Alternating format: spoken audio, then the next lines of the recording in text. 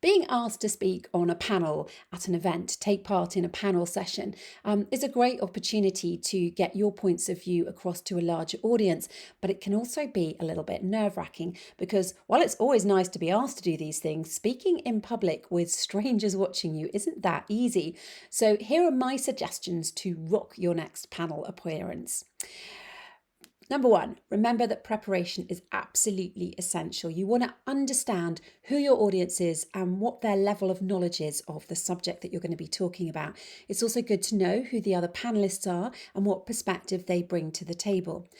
Now, while preparation is important, I do not mean by this that you need to prepare all your answers and then read from a script. I want you to just think through your points in advance. That really helps you deliver a confident and engaging performance on the day. 2, care about the audience.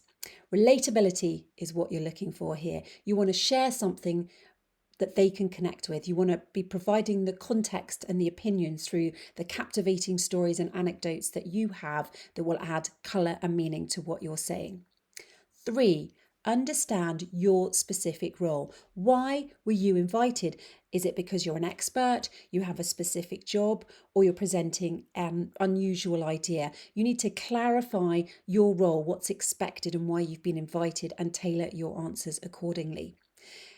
Number 4, you will have personal motivations. So consider why you've accepted this opportunity. Do you want to establish yourself as a thought leader? Do you want to enhance your profile? Or maybe you want to be helping your customers or inspiring new ways of thinking. Let those reasons guide how you're going to respond. 5, I've mentioned this word before, performance. Have a performance mindset. You want to treat appearing on the panel a little bit like putting on a show. So that means having high energy levels throughout, being lively and memorable. Consider that you're also entertaining an audience. 6, yes, you're going to be the entertainer, but also you are sharing a stage. So really avoid monopolizing the conversation or rambling on too long. When you've made your point, stop. Give others a chance to speak. You need to be smiling, you need to be charming, and you need to be showing genuine interest in everyone else's point of view. Now, if you've ever been part of a panel or a webinar, I'd love to hear about your experiences. I kind of compiled this post because I was working with a client on just this topic recently. And one of the things she did say was she's worried about what happens when you get a tricky question, maybe something you can't answer.